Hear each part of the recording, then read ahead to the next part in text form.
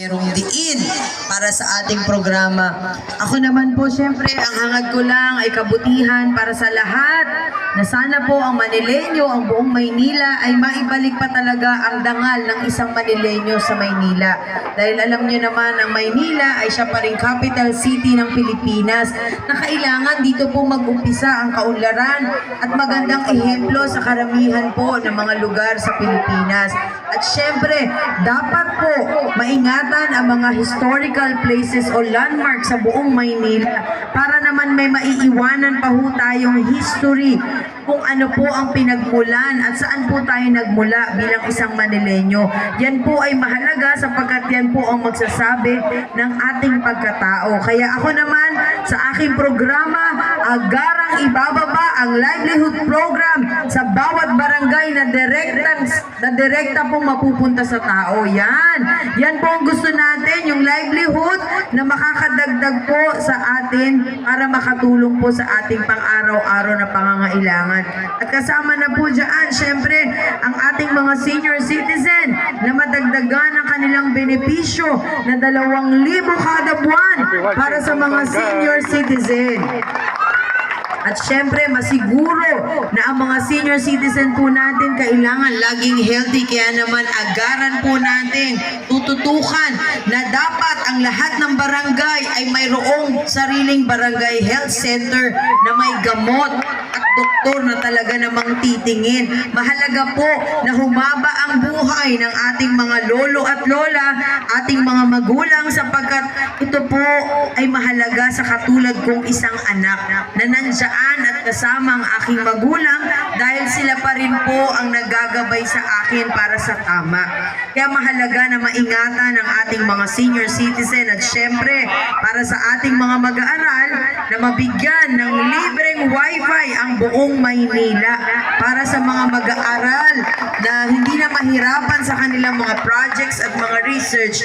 At the same time, syempre po, agaran nating ibababa ng yung mga makabagong kagamitan na magagamit po sa eskwelahan o public schools at mga public hospitals na kailangan may mga makabagong kagamitan na tayo para may mga sakit at yung mga nangangailangan para sa kanilang kalusugan na hindi na po pupunta kung saan-saan. Kung hindi dito sa Maynila, mayroon na po tayong mga bagong technology.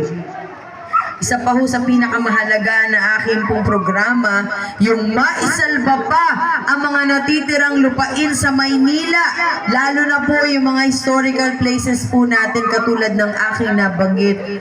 Alam po ninyo, sunod-sunod ang sunog na nangyari sa buong Maynila, hindi lamang po dito sa San Andres. Nagugulat ako dahil parang every 2 weeks mayroong sunog. So siguro dapat tutukan po natin na magkaroon tayo ng temporary shelter sa bawat lugar po sa Maynila para yung mga nasunugan mayroon namang puntahan, hindi po yung nasa kalsada lamang. Yan po ay iilan sa aking mga programa na hangad ko po, ito po ay maipatupad. Dahil alam nyo naman, premier city ang Maynila. Dapat premier din ang ating mga benepisyo. Isa po dito na aking agarang aaksyonan na may bigyan at malagyan ng mga libreng burulan na disente sa bawat barangay. Sabi nga nila, lahat ng bagay mayroong hangganan. Pero sana dun sa dulo na yon at hangganan na yon, maayos naman din po tayo makatawid sa kabilang buhay. Hindi naman yung bago ka makatawid, nandito ka na naman sa kalsada. After ng mahabang pagsisikap ng isang ina at ama, sa dulo ng kanyang buhay, sa kalsada pa rin ang bagsak. Yan po yung isang programa na kailangan ibalik po natin bilang isang Manileño. Na tayo po ay mahalaga, ang buhay po natin ay mahalaga. At sa dulo po nito, kailangan bigyan tayo ng respeto at pagmamahal ng mga mahal natin sa buhay. Isa po ito sa mga programa na hangad ko na maibaba ang 34 billion a year sa Maynila at masiguro na ito po ay direktang matatanggap ng taong bayan. Budget na yan. Hindi naman po yan malilikom kung hindi tayo nagbabayad ng tax. hindi tayo kumakain sa labas, bumibili ng damit, ng sapatos, ng bag. Lahat po ng ito, tayo ay may kontribusyon sa ating gobyerno para magkaroon ng pondo. Kaya nararapat lamang na gamitin natin ang karapatan natin na malaman kung saan ang inyong apo sa mall na ang maglilingkod hindi lang bababa pag panahon ng eleksyon, kung hindi bababa sa lahat ng oras na sila ay kailanganin po natin. Kailangan kung gusto nilang maglingkod, bumaba sila, hindi para mangampanya. Kung hindi bumaba sila, itapak ang kanilang paa sa lupa at kausapin tayo kung ano po ang sitwasyon natin dito sa baba. Diyan lamang masasabi po natin, siya talaga maglilingkod sa taong bayan. Kaya maraming salamat po sa inyo. Nandito po ang pagkain na aking ibinigay para sa inyo. Sa ngayon, ako po ay mag-iikot lamang dito sa may mga tent para makidalamhati lamang po. Huwag po kayo mawala ng pag-asa. Ang mensahe ng ating mahal na Pangulong Bongbong Marcos at mensahe ko na rin para sa inyo. Basta tayo'y magkasama, laging mayroong umagang kay ganda. Bawat sikat ng araw, may dalang liwanag sa ating pangarap. Wow! Haharapin natin. Maraming salamat po.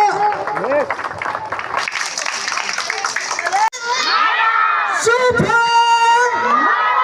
Alright, thank you very much. O, yan, sa lahat po na hindi pa po nakakain ng ating masarap na sopas, yan po, dapat lamang po kayo.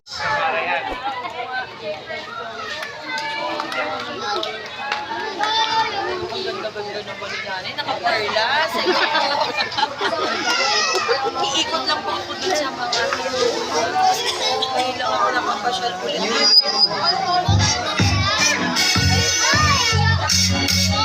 Muli, ang iyong superhero, Superman. Yan, muli po, wag niyo po kami, sandali, meron ako sa pizza. Po lahat, kami ay nandito po ang ating Vice Mayor, Ms. Remy Oyales. Palakpakan naman po natin siya. Hindi lang kagandahan ng nasa labas hanggang sa loob. Ang acting konsehal na talaga namang handa, laging nandyan sa inyo 24/7. At ang ating na ang pagtingin sa Manileño ay mataas at dapat maibalik ang dangal ng Maynila.